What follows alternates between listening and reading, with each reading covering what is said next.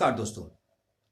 किसी भी राजा को सुरक्षा प्रदान करना उसके सैनिकों और अंगरक्षकों का बहुत जरूरी काम होता है। राजा जहाँ पे भी रहे उसकी सुरक्षा का दायित्व उसके सेना के उच्च पदाधिकारियों के पास रहता है ताकि वो राजा की सुरक्षा कर सकें। हाल में ही आपने देखा होगा कि प्रधानमंत्री जी पंजाब में एक जगह रैली करने जा रहे थे, लेकिन एक पुल के ऊपर उनका जो पूरा काफिला था उसको 20 मिनट तक जो रोका गया। उनका जो पूरा काफिला है उस पुल पर 20 मिनट तक रुका रहा और फिर वो वहां से बिना रैली किए ही वापस लौट गए। हमारे देश में जितनी भी योजनाएं चलती हैं राष्ट्रीय स्तर पर वो सब प्रधानमंत्री के नाम पे चलती हैं, राष्ट्रपति के नाम पे नहीं चलती। यानी कि जो लगभग जो पूरा काम है वो प्रधानमंत्री के नाम पे होता है। राजा के तौर पे प्रधानमंत्री को ही ज्यादा मान्यता दी जाती है।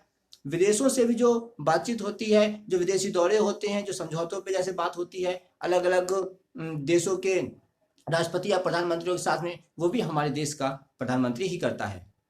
जाहिर सी बात है, राजा को सुरक्षा देना और किसी भी ऐसी स्थिति में ना रखना जिससे कि उसकी जान पे खतरा बन जाए बहुत जरूरी होता है। ये तो रही देश की बात कि जब हमारे इंसानों की दुनिया में हम किसी एक देश के राजा को अगर सुरक्षा प्रदान नहीं की जाती तो इतना हंगामा मच जाता है। और वो सही भी है कि किसी भी देश के प्रधानमंत्री का किसी ऐसी जगह पे जहां पे उनकी जान को खतरा हो सकता था, वहां पे ऐसी स्थिति में उनके काफिले का रुक जाना अपने आप में बहुत गंभीर समस्या है। लेकिन इतने बड़े देश में, जिस देश की जनसंख्या करोड़ों में है, बहुत सारे लोगों के अपने जीवन में जिंदगी का जो राजा होता है इंसान का मन, और मन के अंदर भी चेतना का राजा वो सत्य या ब्रह्म, जिसे हम आमतौर पे परमात्मा का नाम देते हैं, ईश्वर का नाम देते हैं। अलग अलग धर्मों में इसे अलग अलग नाम से बुलाया जाता है। और उसके ऊपर भी जो हम कहते हैं कि सिर्फ एक ही चीज है और वो है सत्य। जैसे हम अपने शरीर के अंदर जो है मन को जोड़ते हैं, फिर मन से विवेक को जोड़ते हैं, विवेक से जो है चेतना को जोड़ते हैं, फिर चेतना को सत्य या ब्रह्म से जोड़ते हैं, या कभी कभी चेतना को आत्मा से जोड़ते हैं, आत्मा को परमात्मा से, और परमात्मा को ब्रह्म या सत्य से जोड़ते हैं। ऐसा कहा जाता है कि हर धर्म में या किसी भी धर्म में हो, दुनिया का आप कोई भी धर्म ले लीजिए, ऐसा कहा जाता है कि इंसान के जीवन का सिर्फ एक उद्देश्य होता है और वो है मुक्ति। मुक्ति बंधन से, जहां बंधन किसी हथकड़ी में जकड़ा हुआ कोई इंसान नहीं, बल्कि वो मन है जो इस दुनियादारी के, इस माया जाल के बहुत सारे बंधनों से जो है बंधा हुआ है। वो बंधन जो हमें टेंजिबल तौर पे दिखते तो नहीं, जिसे हम छू नहीं सकते, लेकिन महसूस कर सकते हैं, और सारी जिंदगी इंसान इन्हीं बंधनों में बंधा रहता है। तो उस राजा की मुक्ति का क्या, उस राजा की सुरक्षा का क्या, हमारे अंदर बैठी उस चेतना की सुरक्षा का क्या, जिसे हम हर पल जो है तार तार करते रहते हैं। कभी जो है उपभोक्ता के नाम पे, उपभोक्तावाद के नाम पे, बाजार के नाम पे, संतुष्टि के नाम पे, नाते रिश्तेदारों के नाम पे, दुनियादारी के नाम पे, समाज के नाम पे, संस्कृति के नाम पे, परंपराओं के नाम पे, या किसी और नाम पे। आखिर उस चेतना का क्या जो हमारे अंदर तो है, जिसके कारण हम जीवित महसूस करते हैं, लेकिन हम उस चेतना को मुक्त नहीं होने देते। यानी कि हम जिंदगी में बहुत सारे ऐसे काम करते हैं जो हम करना तो नहीं चाहते, जिसे हमारी अंतरात्मा गवारा भी नहीं करती, जिसे हमारी जो चेतना है वो हाँ भी नहीं कहती उस काम को करने के, लेकिन तब भी हम करते हैं। कभी हम उसे जिम्मेदारियों का नाम देते हैं, कभी हम किसी और चीज का नाम देते हैं। आपने कभी सोचा है कि इंसान जब से थोड़ा बहुत भी समझदार होता है, जब से वो स्कूल में डाल दिया जाता है, या जब से वो अपने घर में भी जो है लोगों को समझने लगता है, तभी से हम उसे मानसिक तौर पे कहीं ना कहीं गुलाम बनाने की ओर जो धकेलने लगते हैं। शुरुआत करते हैं अगर पढ़ाई से, तो पढ़ाई में भी आपने देखा है कि जैसे ही हम उसे प्ले सेंटर में डालते हैं, play centre, LKG, UKG, first, second, third, और इस तरीके से क्लासेज जो है आगे बढ़ती जाती हैं, तो जैसे ही हम उसे स्कूल में डालते हैं, स्कूल में शुरू से ही उसे कंपटीशन बताया जाता है। ये बताया जाता है कि अगर तुम्हें दूसरों से मुकाबला करना है, तुम अगर दूसरों से मुकाबला नहीं करोगे तो तुम पीछे रह जाओगे। यानी कि पहले दिन से ही, पहली क्लास से ही उसके अंदर आगे जाने की एक होड़ मचा दी जाती है। यानी कि उसके मन का जो संतोष होता है, मन का स्थायित्व जो होता है, वहीं से खत्म कर दिया जाता है, वहीं से भंग कर दिया जाता है। और जैसे जैसे पढ़ाई के नाम पर, स्टैंडर्ड के नाम पे हमारा जीवन आगे बढ़ता है, वैसे वैसे हमें अलग अलग तरीकों से भागने के लिए जो है प्रोत्साहित किया जाता है, विवश भी किया जाता है।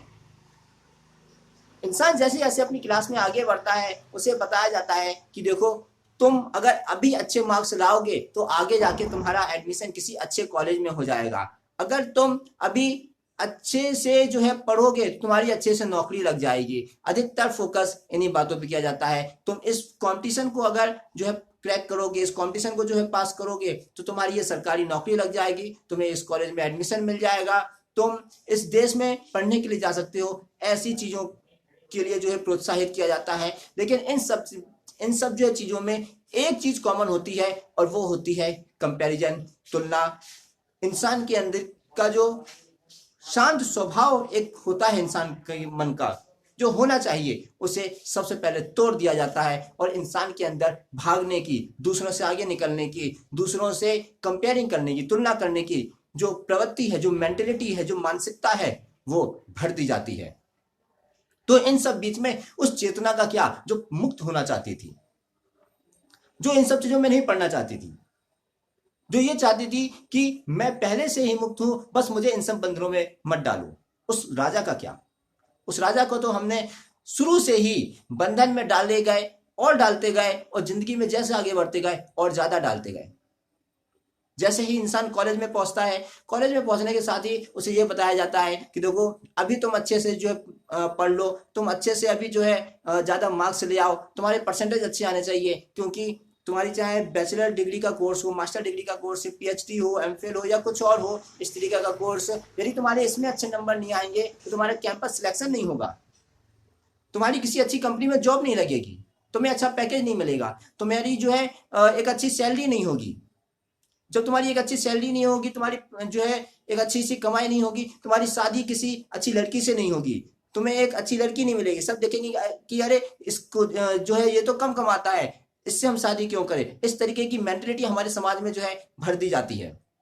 यानी कि पहले दिन से ही, छोटे से ही हमें भागने पर जो है मजबूर कर दिया जाता है। हमारे दिमाग को एक ऐसे माहौल से घेर दिया जाता है जिसमें हम हमेशा देखते हैं कि हम कुछ गिने चुनी चीजों से घिरे रहें, और कुछ गिनी चुनी चीजों से ही हम खुद को कंपेयरिंग करते रहें, उससे ही घिसते रहें, उसमें ही मिटते रहें, उसमें ही करते रहें, और उसी में अपना दिमाग खराब करके अपनी चेतना को तिल तिल करके मारते रहें, और उसकी सुरक्षा का कोई ध्यान ना दें। लेकिन अगर कोई इसके विपरीत जो ये कहता है कि नहीं, अपने अंदर की सुनो और कुछ ऐसा करो जिसमें तुम अच्छे हो, तो उसकी टांग खींचने वाले और 10 आ जाते हैं।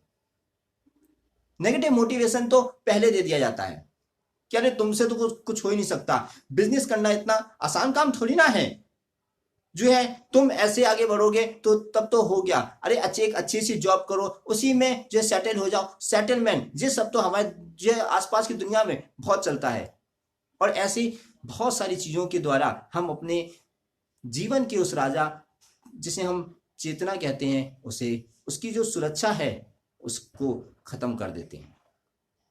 इंसान जब नौकरी पर लग जाता है तो कहा जाता है कि तुम एक अच्छे से जो है जगह पे सेटल हो जाओ, ताकि तुम्हारे आगे और जो है परिवार को बढ़ाया जा सके, ताकि तुम्हारा वंश आगे चल सके।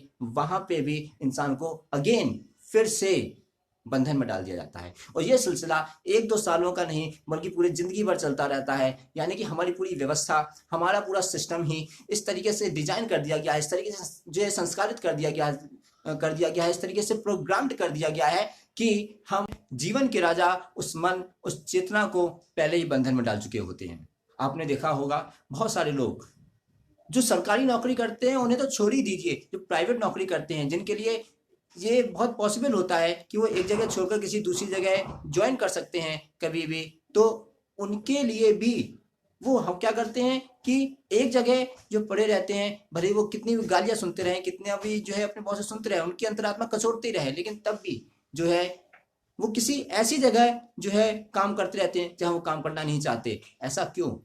क्यों हमें इस तरीके से जो है शुरू से एक माहौल दे दिया जाता है कि हम चाह के भी उन चीज़ों को नहीं तोड़ पाते, हम चाह के भी उन चीज़ों को नहीं छोड़ पाते जो हमारे बंधन का कारण बने हुए हैं। कंसेप्ट तो वही है कि राजा को सुरक्षा प्रदान करना चाहिए, चाहे वो देश की बात हो या अपने जीवन की। तो आप भी अपने जीवन में सोचिए कि क्या आपके साथ कोई ऐसा किस्सा हुआ या आपके आसपास के लोगों के साथ कोई ऐसा किस्सा जो आप जानते हैं कि जहां पे उन्हें कोई ऐसी चीज या ऐसी किसी कंडीशन का सामना करना पड़ा हो जहां पे उन्हें बहुत जो है फंसा हुआ सा महसूस करते हो, या कुछ इस तरीके की कंडीशन महसूस करते हो कि वो वहां से निकलना तो चाहते हो लेकिन निकल ना पा रहे हो। तो आप हमें जो है जरूर कमेंट बॉक्स में बताइएगा। इसीलिए मैं कहता हूं कि अपने जीवन में बाहर की कंडीशन का तो ध्यान आप रखते ही हैं, लेकिन अपने अंदर के माहौल का भी जो है ध्यान रखिए। तो इस वीडियो में सिर्फ इतना ही, फिर मिलेंगे अगली वीडियो में किसी नए टॉपिक के साथ। तब तक के लिए नमस्कार।